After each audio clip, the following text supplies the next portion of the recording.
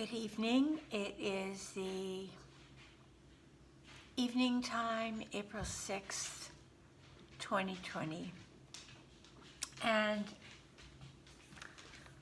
I've been in a contemplative space, as have many of us, for weeks on end.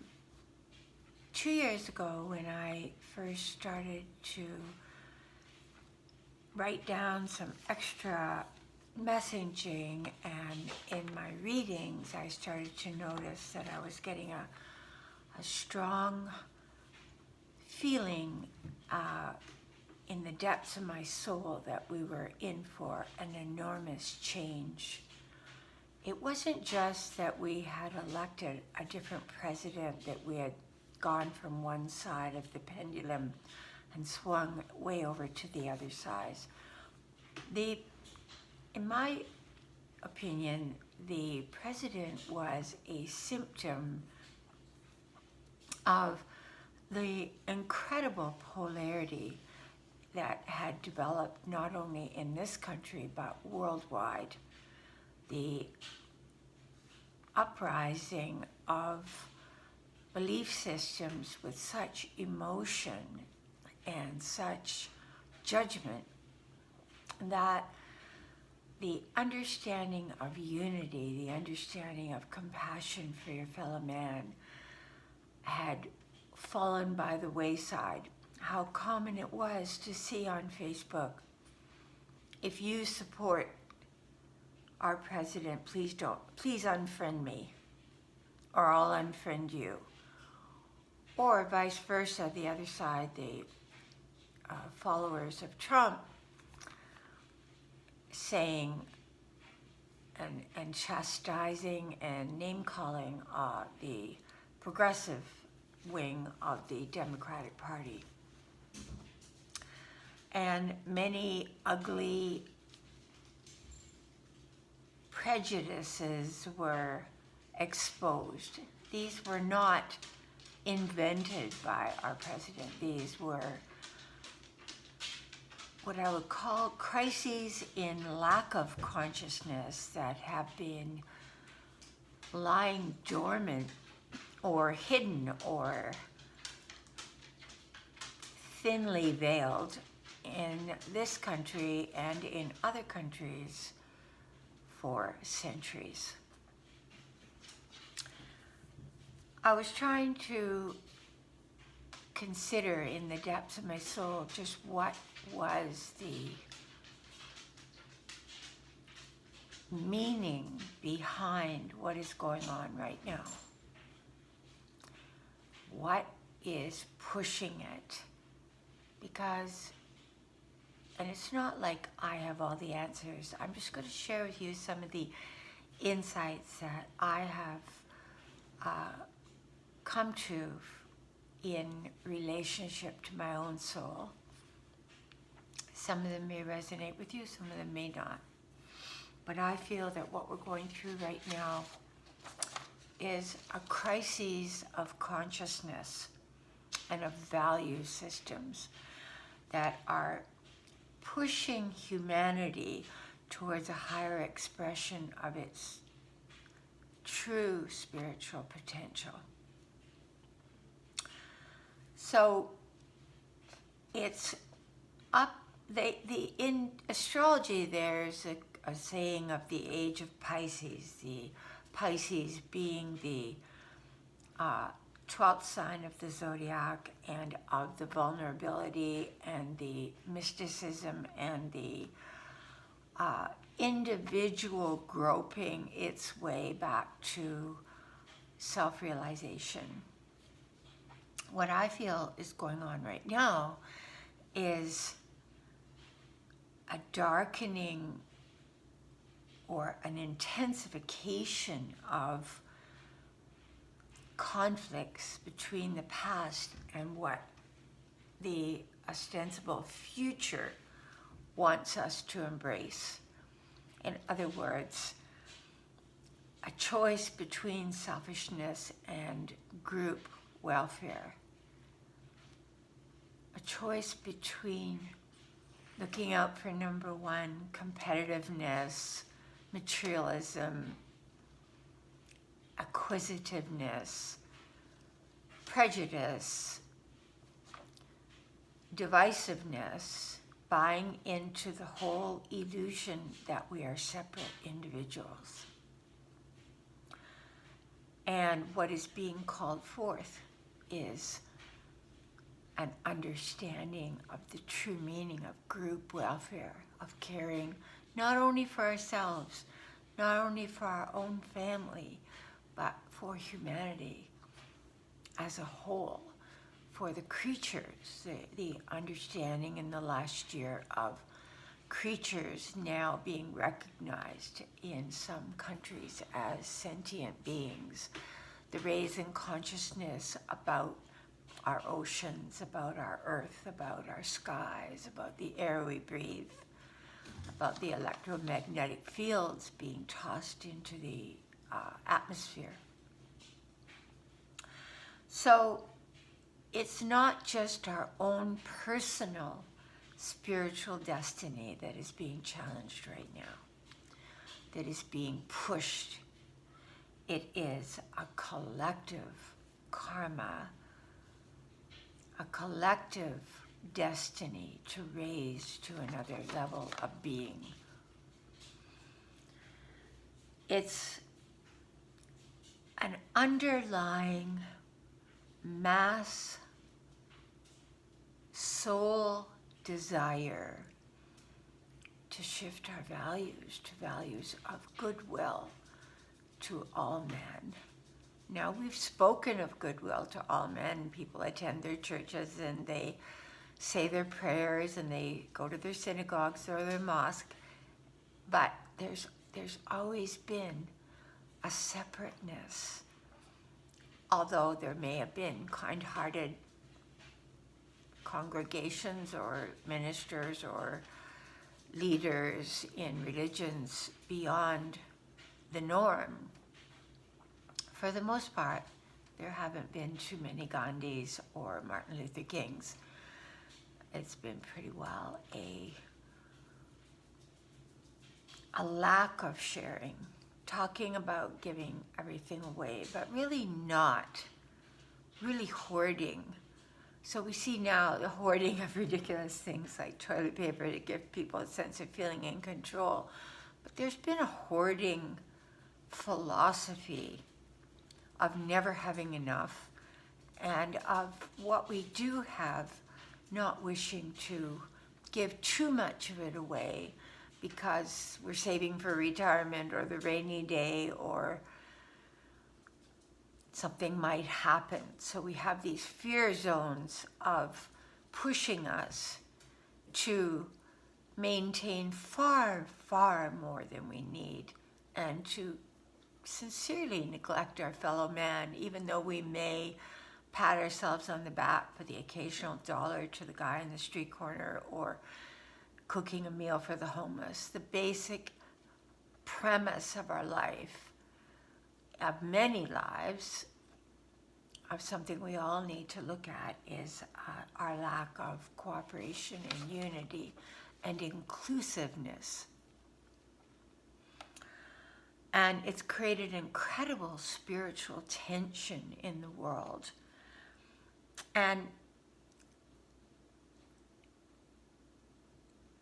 you know, I had a page on Facebook for a while. I should have kept it up longer, but it was called Your Aspiration for the Day.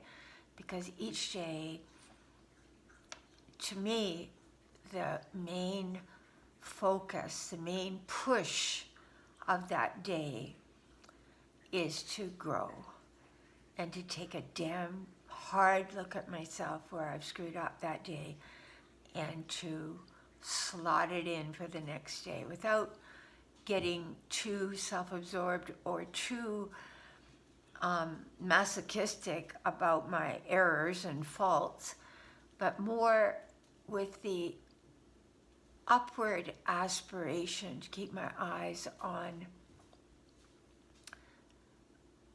growth, even if I fall back 2 steps back and 3 steps forward, to to keep that movement. And so all our problems on the earth right now stem from humanity. Yes, there have been cycles of weather and ice ages and dinosaur times, and where there were an excess or huge amounts of vegetation and heat, and then it went into an ice age. So there have been the cycles of Mother Nature, but not our interference with the natural give and take of Mother Nature, of her self-sustaining capability to reinvent herself and to adjust and align and flow with the movements as they occurred in a natural way. So my feeling right now is that the only way through this is that we really, really sit and join hands and find people anywhere, like they're having these group meditations, these group invocations, because what is the power of invocation? It's not saying, God, do this, stop the coronavirus. No, it's an invocation that is a natural evolutionary proclivity for us to reach for more light within ourselves. This is, my dear friend Jordan Serchuk was asking me, what is the real essence of prayer? To me, the real essence of prayer is an invocation to reach to the light. And it's the cause of all spiritual progress. That invocation, that aspiration, that dedication to seek the light beyond all else in all ways, whether you do it through beauty, whether you do it through service, whether you do it through raising your children, whether you do it through inventing something to the benefit of mankind, whether you care for the elderly, whether you have creatures and you have causes and you have ways that you have joined hands with humanity to lift the evolutionary expression of man on this earth. Because the aspirant, or think of the little seed, think of that little seed, you put it in the ground, sometimes it's in the middle of rocks. You've walked by and you've seen some glorious little flower poking its head through a mass of rocks.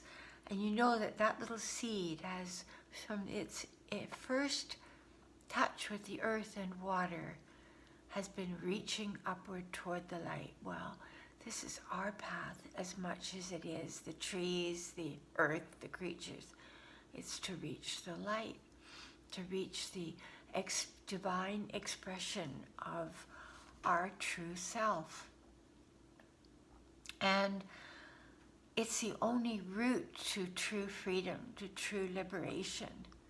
So this period right now of being home, of being in an enforced outer prison, is actually at another level a capability for us to become aspirants for inner liberation. So the invocation really is to access the power within our own being and to join with others in that capacity for invocation, to move to evolving and transforming and redeeming and resurrecting our own being, and in like manner evolving and transforming and redeeming and resurrecting ourselves as a body of humanity.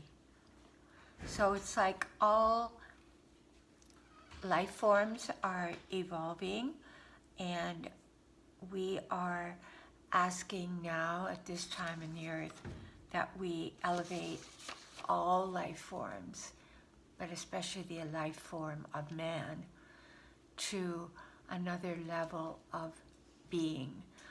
And so at this time, like Viktor Frankl said in his wonderful book, The Meaning of Life, Viktor Frankl being a psychiatrist that was sent to the concentration camps, and he said that the ones that survived were the ones that found, and not all the ones that found meaning in life physically survived, but they found meaning in that moment.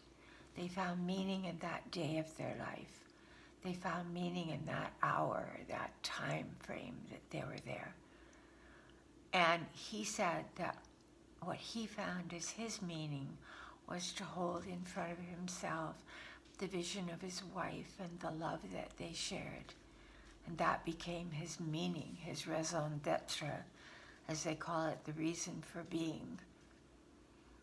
And so at this time,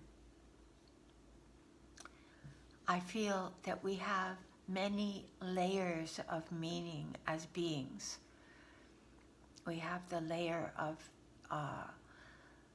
meaning for the tasks that we are accomplishing in each day or contributing. We have layers of meaning to the depth of our soul, year by year, decade by decade, and it all kind of adding up to this divine meaning that we start to see as the central theme of our own existence, each of us having a different evolutionary meaning. But if we look at mankind as a whole, and each person having a different piece of that mass of humanity, contributing a different meaning, a different growth, it came to this place for mankind right now where we were just having to go through something of a radiant level of energy, just excessively pushing at us to shift and change. And change is very, very hard unless we consciously seek change or we get hit over the head by circumstance in our life. Change is not something that comes to us easily. So I wanted to draw a few soul cards for what I feel is happening right now. The main card, and also I had a few questions that have been given to me by people on Facebook, and I wanted to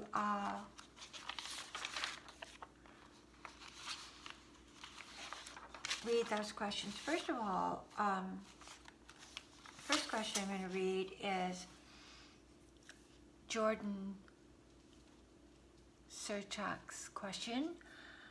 How can we live each day without fear? The one day at a time approach is so hard when it feels like walls of sharp knives are closing in on the whole world. And I'm going to draw a soul card for the answer to that question, but I can tell you from the depths of my heart that in the core of our being, there is an eternal soul, a soul that has existed and never not existed, a fragment of the divine soul that has in this lifetime taken on the form of you, Jordan, or me, Eliza, all of us, and that this soul is not in a state of fear. It is in a state of growth. It came here for growth. So I would say that, number one, to watch as little fear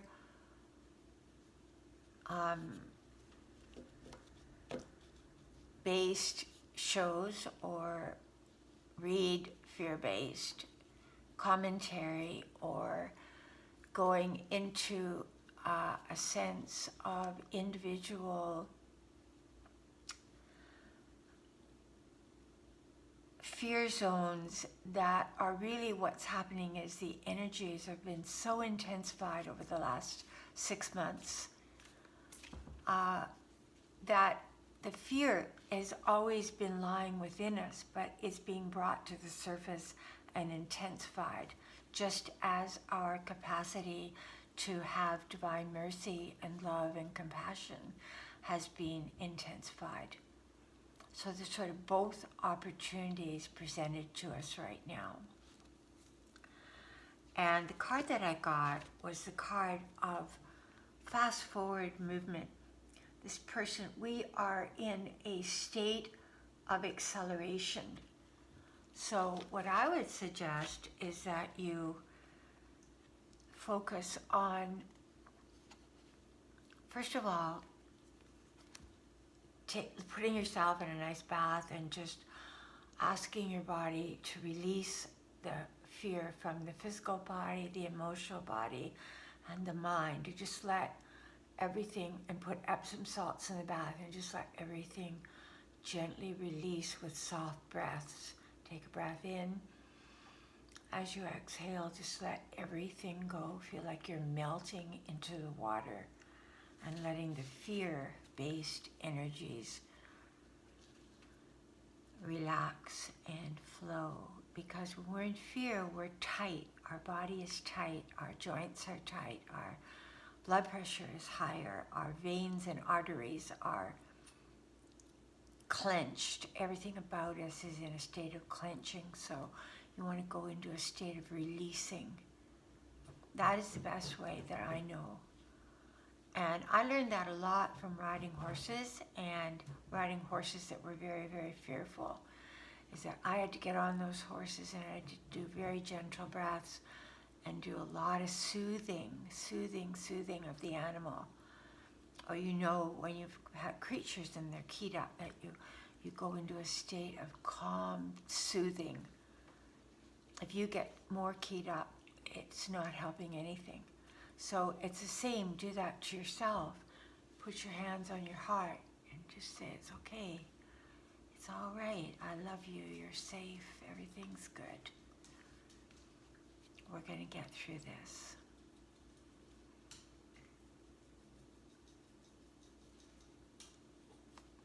If you look at this card, this is a card of someone in a state of great inner peace.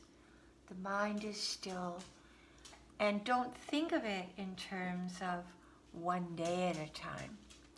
Realize that life is not lived one day at a time. Life is just this moment. So where am I? Just this moment. Right now, my little girlie wants to come and say hi. So that's where I am in this moment with little Gigi. She wanted some reassurance. So you're going to do that to yourself, and you're going to realize that there is not 6 more weeks of this, 6 more months of this, 6 more days of this. There's just this moment. You don't have to get through this day. Find something of beauty. Find something of inspiration. Find something soothing. Find something tender. Find something funny. Distract yourself in gentle ways. The second, I think I'm going to go to the other questions in another video because this is already getting up there in time. But I do want to say that a few months ago, I did say that the first couple of weeks of April, first 3 weeks of April, would be very intensified. We're in the fire energies of Aries, where everything is stronger, more forceful, and and awakened, and we have astrological aspects right now that are just intensifying the breakup of our own resistance. Fear is resistance to what is. So I'm going to stop resisting what is. It's beyond my control. All I can control is how I react to it. That's the only thing that I can do in this moment, is how I react to it. And so when I was sitting on those horses that were bucking or rearing or biting or kicking, I sat very calmly in a state of love, reassurance, and non-reactiveness. A state of peacefulness, and I could feel a surge of energy, just like I can right now, coming through my crown and just flooding down into my body and filling me with light, and feeling all of your hearts, every one of you, part of me, I'm part of you. And just, I have no resistance to what's going on in the world right now. I may not know the entire meaning of all of it right now, but I am releasing the fear of it and flowing with it and developing more compassion with it. Hey, come here, no more barking, okay? And I'm going to draw a card for, because I felt around the 23rd of April to the 30th of April would be, there'd be some kind of relief. I'm not saying it's over, but I felt that these few weeks we have an opportunity to really grow in the depths of our soul and to really love each other as never before. Look, today we're feeling compassion and praying for all beings, all leaders of all countries. Today, our president is talking to Joe Biden and saying they had a good talk, or when did that ever happen? Or we're praying for the Prime Minister of England, Prime Minister of Canada. His wife had the virus. It's not choosing parties, colors, races, religions. It is crossing all lines and boundaries, and so our heart needs to cross all lines and boundaries. If you allow yourself to fill with divine compassion and love and mercy and really help others with prayers, with money, even if you don't have a lot, give something. There is always somebody a lot worse off than you, so help.